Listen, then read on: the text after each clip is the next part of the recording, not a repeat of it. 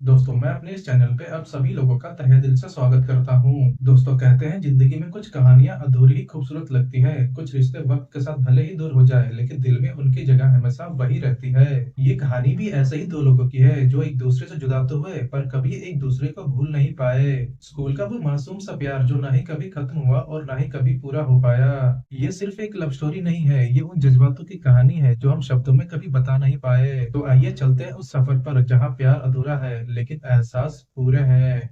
Movie की शुरुआत होती है और हम देखते हैं के रामचंद्रन को। के रामचंद्रन को सभी लोग प्यार से राम कहकर पुकारते हैं। राम एक ट्रैवलर नेचर फोटोग्राफर है। राम ने समुद्र, पहाड़, जंगल, रेगिस्तान हर जगह के बेस्ट से बेस्ट मोमेंट को अपने कैमरे में कैद किया है। राम की जिंदगी ट्रैवल और फोटोग्राफी में ही बीत रही है। इसके बाद हम राम को एक मंदिर के कुंड में बैठा हुआ देखते हैं। कुंड में एक पुजारी जी भगवान शिव की आराधना कर रहे होते हैं। तभी वहीं पर राम के कुछ स्टूडेंट्स आ जाते हैं। राम वहाँ पर उन सबको फोटोग्राफी करना सिखाता है और वो उन सबको फोटोग्राफी के बारीकियों के बारे में भी बताता है। राम उन सबसे ये कहता है कि फोटोग्राफी वो कला है जिसके जरिए तुम वक्त को रोक सकते हो। राम अपनी स्टूडेंट प्रभा से कहता है कि तुमने जो मेरी आज फोटो खींची है उस फोटो को मैं जब भी देखूंगा तो मैं आज के ही उम्र यानी 37 साल का ही लगूंगा। राम उन सबसे कहता है कि तुम लोग दूसरों को इम्प्रेस करने के लिए फोटो मत खींचना, फोटो तभी खींचना जब तुम्हें अच्छा लगे। इसके बाद सभी स्टूडेंट अपने अपने काम पे लग जाते हैं। वे सभी लोग मंदिर के हर एक जगह की फोटो खींचते हैं और राम को दिखाते हैं। राम भी सभी बच्चों के फोटोज देख के खुश होता है। इसके बाद इन सभी लोगों को अपने नेक्स्ट प्रोजेक्ट के लिए तंजपुरम गांव जाना होता है। राम सभी बच्चों से पूछता है क्या किसी को ड्राइव करना आता है। तब प्रभा कहती है कि सर मुझे ड्राइव करना आता है। जिसके बाद राम उसी रात प्रभा के साथ तंजपुरम के लिए निकल जाता है। प्रभा रात भर सेफली ड्राइव करती है और सुबह जब राम की आँख खुलती है तब तक वो दोनों तंजपुरम पहुँच जाते हैं। राम तंजपुरम पहुँच के बहुत ही खुश होता है। वो प्रभा को बताता है कि ये उसका गाँव है। राम बहुत ही चहक चहक कर प्रभा को अपने गांव की फेमस जगहों के बारे में बताता है। प्रभा राम से गाड़ी रोकने के लिए पूछती है लेकिन राम उसे गाड़ी रोकने से मना कर देता है। वो कहता है अगर किसी ने देख लिया तो बात करने में देर हो जाएगी। इसके बाद राम सीधा अपने स्कूल जाता है। वहाँ पर वो प्रभा से पूछता है क्या तुम इस कार को तेजी से चलाकर उस वॉचमैन के सामने रोक सकती हो।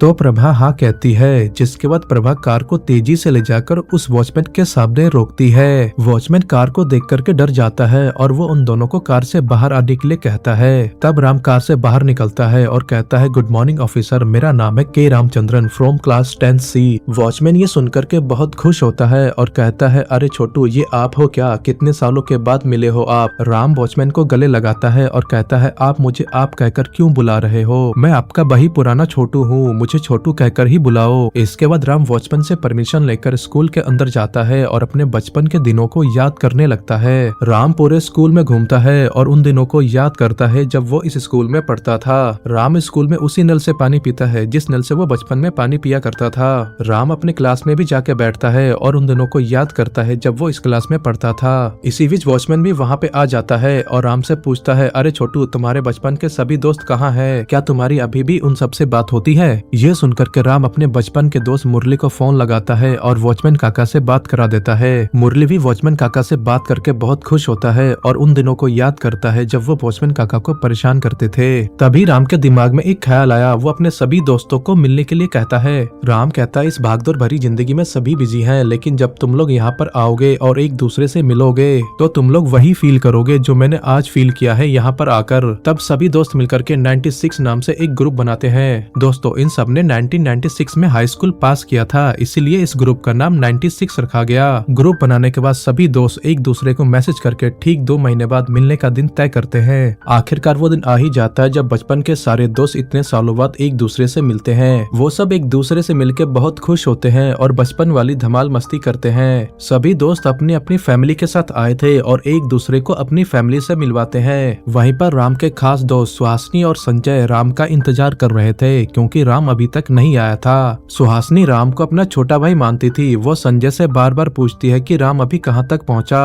तभी वहाँ राम की एंट्री होती है। वो सभी लोग राम को देख करके बहुत खुश होते हैं और उसे गले से लगा लेते हैं। राम भी अपने बचपन के दोस्तों से मिलकर बहुत खुश होता है। इसके बाद राम सुहासिनी से मिलता है। सुहासिनी राम को देख करके बहुत खुश होती है। इसके बाद सुहासिनी, राम, मुरली और संजय एक टेबल पर बैठकर बातें करते हैं। सुहासिनी मुरली से कहती है सभी लोग आ गए हैं ना, चलो अब खाना खाते हैं। तब मुरली कहता है अभी 4 लोग और आने बाकी हैं। 3 लोग तो आसपास भटक रहे हैं लेकिन चौथे का अभी कोई अता पता नहीं है। तब सुहासिनी कहती है कि 3 लोगों को भटकने दो, ये चौथा कौन है ये बताओ। तब मुरली राम की तरफ देखकर सुहासिनी को चुप रहने का इशारा करता है, लेकिन सुहासिनी कहती है तुम बंदरों की तरह इशारे क्यों कर रहे हो, साफ साफ बताओ तुम किसकी बात कर रहे हो। राम भी नोटिस कर लेता है कि मुरली उसकी वजह से खुलकर बता नहीं पा रहा, लेकिन सुहासिनी के बार बार पूछने पर राम मुरली से कहता है तुम बता क्यों नहीं देते, किसकी बात कर रहे हो। तब मुरली कहता है जानू के बारे में। ये सुनकर राम की दिल की धड़कनें रुक सी जाती हैं और कहानी फ्लैशबैक में चली जाती है। दोस्तों इस मूवी को आप ध्यान से देखना, क्योंकि इस मूवी को देखने के बाद आपको अपने स्कूल के दिनों की याद जरूर आएगी। हम राम को और उसके दोस्तों को हाई स्कूल की क्लास में देखते हैं। क्लास में जानकी यमुना के तट के नाम का एक गाना गा रही थी। राम के साथ साथ पूरी क्लास भी जानू का गाना बड़े ही ध्यान से सुनती है। जानू को गाना गाने का बहुत ही शौक होता है। वो अपने घर के और स्कूल के हर फंक्शन में गाना गाती थी। राम जानू को बहुत ही पसंद करता था और सिर्फ राम ही नहीं बल्कि जानू भी राम के लिए दिल ही दिल में फीलिंग रखती थी। जानू को जब भी कोई दिक्कत होती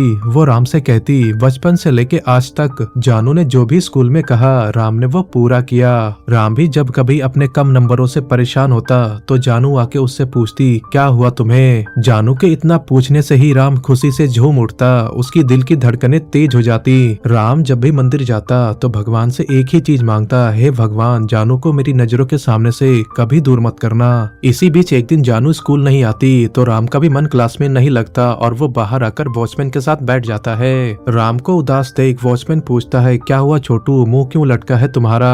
तब राम कहता है आज जानू नहीं आई। ये बात सुनकर के वॉचमैन हंस देता है और कहता है कोई बात नहीं, आज नहीं आई तो कल आ जाएगी। लेकिन जानू लगातार कई दिनों तक स्कूल नहीं आती, जिसे देखकर राम बहुत ही घबरा जाता है और सुहासिनी से जानू के बारे में पूछता है। लेकिन सुहासिनी को भी जानू के बारे में कुछ पता नहीं होता, जिसे सुनकर राम और भी परेशान हो जाता है। सुहासिनी को राम की परेशानी देखी नहीं जाती, इसलिए वो राम के साथ जानू का घर ढूंढने चली जाती है। लेकिन उन दोनों को ही जानू का घर नहीं मिलता। अब राम का मन ना तो घर के किसी काम में लगता है ना ही पढ़ाई में। वो रोज स्कूल इसी उम्मीद से जाता है कि आज उसकी जानू से मुलाकात हो जाएगी। इसी तरह एक दिन राम जब क्लास में चुपचाप बैठा होता है तब जानू एक लड़की के साथ क्लास में आती है। तब सबको पता चलता है कि जानू को इतने दिनों से बुखार था। क्लास के सभी बच्चे एक एक करके जानू का हालचाल पूछते हैं। राम भी जानू से बात करने के लिए अपनी सीट से उठकर आगे बढ़ता है, लेकिन पता नहीं क्यों वो अगले ही पल रुक जाता है। राम जानू से पूछना चाहता था कि तुम इतने दिनों से स्कूल क्यों नहीं आई, तुम्हारे बिना मेरी क्या हालत हो गई थी, लेकिन वो पूछ नहीं पाता। राम बस बैठे बैठे जानू को ही देखे जा रहा था। तभी अचानक से जानू पीछे मुड़कर राम की तरफ देखती है, जैसे वो राम को बताना चाहती हो कि तुम अब फिक्र मत करो, मैं अब ठीक हूँ। उस दिन के बाद राम को न जाने क्या हो जाता है, वो बदला बदला सा लगने लगता है। राम जानू से पहले की तरह बात नहीं कर पाता। जानू जब भी राम की तरफ देखती है तो वो अपनी नजरें चुरा लेता है। दरअसल हर लड़के की तरह राम को भी अपने प्यार का इजहार करने में शर्म और झिझक महसूस होती है। जानू भी ये नोटिस कर लेती है कि राम उससे अब दूर दूर रहने लगा है। वो पहले की तरह अब उससे बात भी नहीं करता। जानू जानती थी कि राम उससे बहुत प्यार करता है और यही बात वो राम के मुंह से सुनना चाहती थी। जानू बहुत कोशिश करती है कि राम उससे अपनी दिल की बात कह दे, लेकिन राम शर्म की वजह से कभी जानू को बता ही नहीं पाता कि वो उसे कितना प्यार करता है। जानू जब भी क्लास में गाना गाती तो राम संजय और मुरली से कहकर जानू को यमुना के तट वाला गाना गाने के लिए कहता है, लेकिन जानू वो गाना नहीं गाती क्योंकि जानू चाहती थी कि राम उससे खुद ये गाना कहे गाने के लिए, तभी वो गाएगी। इसी दौरान जब एक दिन जानू का बर्थडे होता है तो उस दिन सुहासिनी, मुरली और संजय राम को पकड़कर जानू के सामने लाते हैं। वो सब बहुत कोशिश करते हैं कि राम आज अपने दिल की बात जानू से कह दे, लेकिन राम जानू को सिर्फ बर्थडे ही विश कर पाता है। इस वक्त राम की हालत बहुत खराब होती है और उसे बहुत पसीना आ रहा होता है। सुहासिनी को भी राम की हालत ठीक नहीं लगती है, जिसके बाद सुहासिनी राम को चेक करने के लिए उसके दिल पे हाथ रखती है। तब सुहासिनी को पता चलता है कि राम की धड़कनें बहुत तेज चल रही हैं। तब सुहासिनी भी हैरान हो जाती है कि राम की धड़कनें इतनी तेज कैसे चल रही हैं। तभी जानू पूछती है क्या हुआ राम को, और वो भी राम को चेक करने के लिए राम के दिल पे हाथ रखती है। और जैसे ही जानू राम के दिल पे हाथ रखती है, राम उसी पल बेहोश हो जाता है। वो चारों समझ जाते हैं कि राम के साथ ऐसा क्यों हुआ है, क्योंकि राम अपनी फीलिंग्स को दिल में ही दबा के रखा है। उस दिन से राम के सभी दोस्तों को पता चल जाता है कि राम और जानू एक दूसरे से बहुत प्यार करते हैं, लेकिन राम ने अभी तक जानू को अपनी दिल की बात बताई नहीं है। इसी दौरान एक दिन जानू राम से कहती है ये जो कुछ भी चल रहा है ये ठीक नहीं है, लेकिन इन सब के बीच तुम अपनी पढ़ाई पे ध्यान देना मत भूल जाना। दरअसल जानू जानती थी कि राम अपनी फीलिंग्स को बता नहीं पा रहा, इसीलिए वो बहुत परेशान रहता है। देखते ही देखते उन सबके एग्जाम्स भी खत्म हो जाते हैं और आज उनका आखिरी दिन होता है स्कूल में, इसलिए राम और जानू कुछ दूर साथ चलते हैं। जानू आज भी कोशिश करती है कि राम अपनी दिल की बात उससे कह दे, लेकिन राम शर्म के मारे आज भी जानू से कुछ नहीं कह पाता। तब जानू कहती है राम मुझे चलना चाहिए, जिसके बाद जानू वहाँ से चली जाती है और राम भी उदास होकर अपने घर की तरफ निकल जाता है। थोड़ी दूर जाके जब राम पीछे मुड़ता है तब वो देखता है कि जानू उसके पास वापस आ रही है। जानू राम के पास आकर उसकी शर्ट पे पेन की इंक डाल देती है और कहती है मुझे भूल मत जाना राम। सुनकर के राम बहुत खुश हो जाता है और कहता है मैं तुम्हें कभी नहीं भूलूंगा जानू। इसी के साथ फ्लैशबैक खत्म होकर कहानी प्रेजेंट टाइम में आती है। यहाँ पार्टी में रात हो जाती है तो सुहासिनी मुरली से पूछती है क्या जानू सचमुच पार्टी में आएगी। मुरली कहता है मैं पिछले एक हफ्ते से जानू को मैसेज कर रहा हूँ, लेकिन उसने कोई रिप्लाई नहीं किया, लेकिन आज सुबह ही उसका मैसेज आया कि मैं आ रही हूँ। वो अपने पति के साथ सिंगापुर में सेटल है, इतना टाइम तो लगेगा ही उसे आने में। अब राम को भी मालूम था कि जानू इस पार्टी में आने वाली है, इसलिए वो एक गुब्बारा लेकर मिकी माउस के पीछे छिपकर जानू का इंतजार करने लगता है। जानू के लिए राम की शर्म अभी भी खत्म नहीं हुई है, वो अभी भी पहले की तरह ही है। राम को देखकर सुहासिनी मुरली से कहती है देखो उसे, वो ऐसा बिहेव कर रहा है जैसे कि वो अभी भी स्कूल में हो। संजय राम को अपने पास बुलाता भी है, लेकिन राम वहां आने से मना कर देता है। इसी बीच जानू पार्टी में पहुंच जाती है। वो सभी लोग मिलकर जानू का वेलकम करते हैं। इतने सालों बाद जानू को देखकर वो सभी लोग बहुत खुश होते हैं। सुहासिनी जानू को देखकर बहुत इमोशनल हो जाती है। वो दोनों एक दूसरे से इतने सालों बाद मिलकर बहुत खुश होते हैं। जानू सबसे मिलकर खुश तो होती है, लेकिन उसकी आंखें किसी और को ही ढूंढ रही थी। जी हाँ, वो राम को ही ढूंढ रही थी। जानू को उम्मीद थी कि राम यहाँ जरूर आएगा। जानू की बेचैनी को सुहासिनी समझ जाती है और वो संजय को राम को बुलाने के लिए भेजती है। संजय जब राम को बुलाने जाता है तब राम कहता है तुम जाओ, मैं अभी थोड़ी देर में आ जाऊंगा। राम इतने सालों बाद जानू से मिलने से घबरा रहा था। वो सोचता है जानू मुझे इतने सालों बाद इस हालत में देखकर क्या सोचेगी। इधर संजय सुहासिनी को बताता है कि वो यहाँ नहीं आ रहा। तब जानू पूछती है किसकी बात कर रहे हो तुम, कौन यहाँ नहीं आ रहा। तब सुहासिनी कहती है कि राम भी यहाँ आया हुआ है और वो वहाँ छुपा हुआ है। ये सुनकर के कि राम यहाँ मौजूद है, जानू की दिल की धड़कनें तेज हो जाती है और वो तुरंत राम से मिलने जाती है। यहाँ से कहानी एक बार फिर से फ्लैशबैक में जाती है और अब हम जान पाएंगे कि राम और जानू एक दूसरे से अलग क्यों हुए थे। स्कूल की छुट्टियां खत्म होती हैं और सभी बच्चे वापस स्कूल में आते हैं। जानू क्लास में आते ही राम को ढूंढने लगती है, लेकिन राम उस क्लास में नहीं था। इसके बाद जानू, सुहासिनी, मुरली और संजय राम को दूसरे क्लासों में ढूंढते हैं, लेकिन राम वहाँ भी नहीं मिलता। इसके बाद ये चारों प्रिंसिपल के पास जाकर राम के बारे में पूछते हैं। तब प्रिंसिपल बताते हैं कि राम ने तो अपनी टीसी निकलवा ली है, इसका मतलब राम अब इस स्कूल में नहीं पढ़ता। ये सुनकर जानू के साथ साथ वो तीनों भी बहुत परेशान हो जाते हैं। स्कूल के बाद मुरली और संजय राम के घर पे जाते हैं। तब उन्हें पता चलता है कि राम के पिता के ऊपर बहुत कर्जा हो गया था, इसीलिए उन्होंने अपना घर बेच दिया और सभी का कर्जा चुकाकर वो सभी लोग चेन्नई चले गए। खुद राम को और उसकी माँ को भी ये बात उसी रात पता चली थी। मुरली और संजय से राम के बारे में जानकर जानू बहुत उदास हो जाती है। वो सोचती है राम के साथ इतना कुछ हो गया और मुझे कुछ पता नहीं। राम जाने से पहले कम से कम एक बार तो मुझसे मिल सकता था। जानू रोज यही सोचकर स्कूल आती कि शायद आज राम उससे जरूर मिलने आएगा, लेकिन ऐसा नहीं हुआ और जानू किसी तरह 11th और 12th पास करके कॉलेज में चली गई। कॉलेज में भी जानू राम का ही इंतजार करती रही, लेकिन राम कभी लौटकर नहीं आया। इन सब के बीच जानू कई बार स्कूल भी आई और राम के बारे में पता किया, लेकिन उसे राम के बारे में कुछ भी पता नहीं चल पाया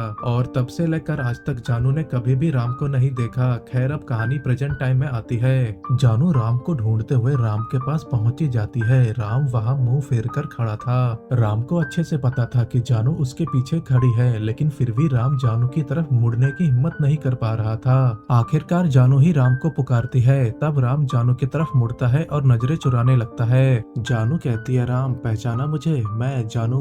राम लड़खड़ाती हुई जवान से कहता है हाँ पहचाना। जानू कहती है सपना सा लग रहा है ना, आज हम इतने सालों बाद इस तरह मिल रहे हैं। जानू कहती है राम तुम ठीक तो हो, तुम तो बिल्कुल पहचान में ही नहीं आ रहे। तब राम कहता है हाँ मैं बिल्कुल ठीक हूँ। जानू कहती है वैसे क्या कर रहे हो आजकल तुम। राम कहता है मैं एक ट्रैवल फोटोग्राफर हूँ। राम अभी भी जानू से नजरें चुरा रहा था, मानो उसकी आंखों में कोई कहानी छुपी हो जिसे जानू कहीं देख ना ले। जानू फील करती है कि राम बिल्कुल भी नहीं बदला, वो अभी अभी भी स्कूल की तरह ही बात करने में झिझक रहा है। इससे पहले कि जानू कुछ कह पाती, वो देखती है कि राम के दिल की धड़कनें अचानक से तेज हो गई है। जानू राम की धड़कनें चेक करने के लिए राम के दिल पे हाथ रखती है। जैसे ही जानू राम को छूती है तो राम अपनी सुध-बुध खो देता है और एक बार फिर से स्कूल टाइम की तरह ही बेहोश हो जाता है, जिसके बाद सभी लोग राम को होश में लाते हैं। सुहासिनी कहती है, क्या तू अभी भी स्कूल के बच्चों की तरह ही पेश आ रहा है जो उसके छूने से ही बेहोश हो गया? तुम दोनों अब बड़े हो चुके हो, जानू की शादी हो चुकी है और उसकी एक छोटी बच्ची भी है। कुछ पूछा भी है तूने इसके बारे में जानू से? जानू की शादी की बात सुनकर राम एकदम से खामोश हो जाता है। तभी जानू बात बदलते हुए सबसे कहती है, तुम सबने खाना खा लिया क्या? मुझे तो बहुत भूख लगी है। तभी राम अचानक से उठकर वहाँ से कहीं चला जाता है। सभी को लगता है कि राम जानू की शादी की बात सुनकर परेशान हो गया है। तभी मुरली और संजय भी दूसरे दोस्तों से बात करने के लिए वहाँ से चले जाते हैं। इसके बाद जानू भी सुहासिनी को दूर भेज देती है ताकि वो राम से अकेले में बात कर सके। इसके बाद हम राम को देखते हैं। राम वहाँ से उठकर इसलिए चला गया था क्योंकि जानू को भूख लगी थी। राम खाना लेकर जानू के पास जाता है और उसे खाने के लिए देता है। तभी सुहासिनी अपना फोन लेने के बहाने से वहाँ आ जाती है। उसको डर था कहीं ये दोनों इस उम्र में चक्कर न चला बैठे। इसके बाद हम देखते हैं जानू थोड़ा सा खाना खाती है और बाकी का खाना राम के आगे रख देती है। जानू को पता था कि राम ने भी कुछ नहीं खाया होगा, इसीलिए जानू कहती है, राम तुमने भी कुछ नहीं खाया ना, चलो इसे खा लो। जिसके बाद राम बिना कुछ कहे जानू की प्लेट से खाना खाने लगता है। राम के लिए सिर्फ ये खाना नहीं था बल्कि बचपन के प्यार का, उन यादों का एक मीठा सा एहसास था। राम खाना खाते हुए बहुत इमोशनल हो जाता है, मानो ऐसा लग रहा था जैसे राम के आंखों से अभी आंसू निकल पड़ेंगे। उधर दूर खड़े मुरली और सुहासिनी आपस में बातें कर रहे थे। मुरली कहता है, अगर इन दोनों का प्यार फिर से शुरू हो गया और वहाँ अगर जानू के हस्बैंड को पता चल गया तो हमारी खैर नहीं, क्योंकि ये ग्रुप हमने बनाया है और हमने ही रियूनियन की पार्टी रखी है। सुहासिनी कहती है, तुम ऐसी फालतू बातें मत सोचो, ऐसा कुछ भी नहीं होगा। दूसरी तरफ पूरी पार्टी में राम और जानू एक दूसरे को ही देखते रहते हैं और इसी तरह पार्टी खत्म होने का टाइम भी आ जाता है। तब मुरली स्टेज पर आता है और पार्टी में आने वाले सभी दोस्तों को थैंक्स कहता है। इसके बाद मुरली जानू को स्टेज पे बुलाता है गाना गाने के लिए। सभी लोग इस बात से बहुत खुश होते हैं कि जानू अब गाना गाएगी। जानू स्टेज पर जाकर सभी को थैंक्स कहती है उसे यहाँ बुलाने के लिए। जानू आगे कहती है, मुझे ऐसा लग रहा है जैसे मैं आज फिर से यूनिफॉर्म पहनकर अपनी क्लास में खड़ी हूँ। जानू गाना शुरू करने वाली ही थी, तभी राम एक बार फिर से मुरली से रिक्वेस्ट करता है कि वो जानू को कहे यमुना का तट वाला गाना गाने के लिए, लेकिन तब तक जानू कोई दूसरा गाना शुरू कर देती है और आज भी राम की इच्छा अधूरी ही रह जाती है। खैर सभी लोग जानू के गाने को सुनते हैं और अपने स्कूल के दिनों को याद करते हैं। गाना खत्म होने के बाद सभी लोग केक काटते हैं और एक ग्रुप फोटो लेते हैं। फोटो लेने के बाद अधिकतर लोग वहाँ से चले जाते हैं, लेकिन ये पांचों वहीं बैठकर बातें कर रहे होते हैं। तभी अचानक सुहासिनी के सर में दर्द होने लगता है, जिसके बाद वो सभी लोग कहीं कॉफी पीने के लिए जाते हैं। कॉफी पीते हुए सुहासिनी जानू से पूछती है कि तुम कितने दिनों के लिए यहाँ पर आई हो? तब जानू कहती है, मैं सिर्फ एक दिन के लिए ही यहाँ पर आई हूँ, कल सुबह ही मेरी फ्लाइट है, क्योंकि मेरी बेटी मेरे बिना नहीं रह पाती है, इसीलिए मुझे कल सुबह ही निकलना होगा। इसके बाद जानू अपनी बेटी की फोटो दिखाती है। सभी लोग एक एक करके उसकी बेटी को देखते हैं, लेकिन राम नहीं देख पाता। तब जानू अपना फोन खुद राम को देती है ताकि वो फोटो देख सके। जानू की बेटी को देखकर राम बहुत भावुक हो जाता है, लेकिन वो जैसे तैसे करके अपने आप को संभालता है। राम जानू से कहता है, तुम्हारी बेटी बहुत ही प्यारी है, बिल्कुल तुम्हारी तरह ही दिखती है। तभी सुहासिनी कहती है, भाई अगर तुमने भी सही वक्त पे शादी कर ली होती तो आज तुम्हारे भी बच्चे होते।